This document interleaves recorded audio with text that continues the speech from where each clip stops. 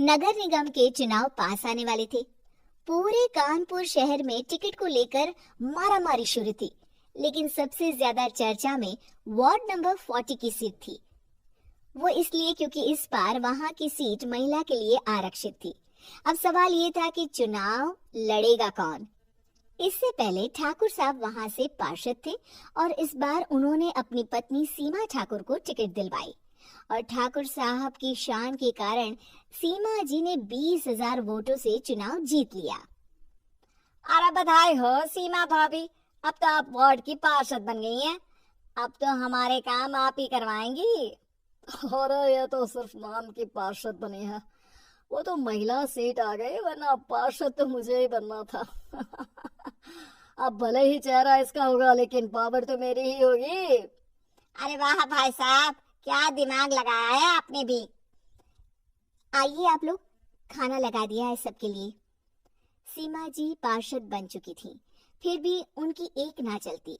सारे काम ठाकुर साहब खुद ही संभाल लेते और जहां जरूरत पड़ती वहां सीमा जी का अंगूठा लगवा लेते। सीमा जी ज्यादा पढ़ी लिखी भी नहीं थी। एक दिन ठाकुर साहब और सीमा एक प्रोग्राम में जाते हैं। अरे ठाकुर साहब, आप आ गए। ओहो, पार्षद मैडम भी आ गई है। स्वागत है आप दोनों का। लगता है हमारे पार्षद फंड का सही इस्तेमाल हो रहा है। चलिए अब उद्घाटन करते हैं। ये लीजिए ठाकुर साहब कैची, आप ही सबसे पहले प्रवेश कीजिए। सब लोग आगे निकल जाते हैं और सीमा जी पार्षद होने के बावजूद भी पीछे खड़ी रह जाती हैं। वो देखती हैं कि वेलकम बोर्ड पर उनका नाम है, लेकिन महिला होने के कारण कोई उनका सम्मान नहीं कर रहा। अगले दिन एक आदमी उनके घर आता है।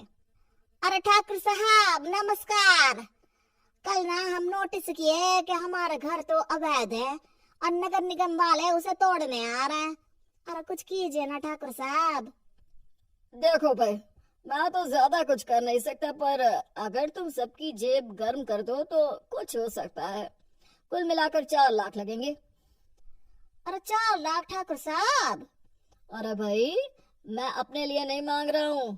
दरोगा है, इंजीनियर बाबू है, बड़े साहब है, सबको देना पड़ता है ना थोड़ा थोड़ा। बोलो है मंजूर? तभी वहां अचानक सीमा जी आ जाती हैं। अरे ये आप क्या कर रहे हैं? पहले इन्हीं लोगों से तो आपने वोट मांगे, अब इनसे ही पैसे ले रहे हो। अरे चुप रहो तुम, तुम्हारा काम है सिर्फ अंगूठा लगाना, तुम वही किया करो। मुझे दूसरे काम तुम मत सिखाओ, समझी? और तुम ना जाओ, अब पैसे लेकर आओ, वरना जेसीबी किसी भी वक्त आती होगी। सब कुछ ऐसे ही चलते रहता है। एक दिन सीमा जी और ठाकुर साहब को एक लोकल मीटिंग में बुलाया जाता है। वहां पर कई और अधिकारी लोग भी मौजूद रहते हैं। अब मैं चाहूंगा कि ठाकुर साहब हमारे बीच 2 शब्द कहें। मेरे प्यारे भाइयों और बहनों, आज मेरा सौभाग्य है कि मैं आप सबकी सेवा दिन रात कर पा रहा हूँ। आपने मेरी पत्नी को भारी मतों से जिताया है, इसलिए मैं आप सभी का शुक्रगुजार हूँ। मैं आप सबसे वादा करता हूँ कि हमेशा की तरह हमारे वार्ड में किसी को कोई तकलीफ नहीं आने दूंगा। सभी लोग तालियां बजाने लगते हैं। अब मैं माननीय पार्षद मैडम को स्टेज पे बुलाना चाहूंगा। अपने नाम को बुलाया सुनकर सीमा जी एकदम चौंक जाती हैं। उन्हें बिल्कुल उम्मीद नहीं थी कि इतनी बड़ी जगह उन्हें मंच पर बुलाया जाएगा। जैसे तैसे वो मंच पर चढ़ती हैं। ऊपर जाते ही सीमा जी को सारी पुरानी बातें याद आ जाती हैं कि किस तरह उनके पति उन्हें कभी भी आगे बढ़ने नहीं देते और उनके नाम से गलत काम करते हैं। वो बोलने लगती हैं, मैं आपके वार्ड की पार्षद सीमा हूँ। आप में से बहुत कम लोग ही मुझे जानते होंगे, क्योंकि इससे पहले मुझे कभी ऐसा मौका ही नहीं मिला।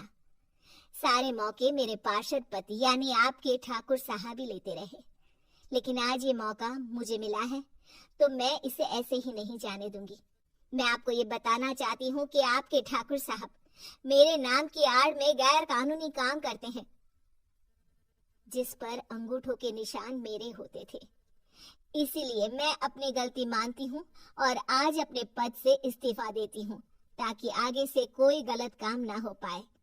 अब फैसला आप सबके हाथ में है कि आप हमें क्या सजा देना चाहते हैं। सीमा जी की बातें सुनकर ठाकुर साहब के चेहरे का रंग उड़ जाता है और वो शर्म से मुंह नीचा करके वहां से चले जाते हैं और पद से इस्तीफा देकर ही सही सीमा जी अपने आप में आत्मविश्वास महसूस करती हैं।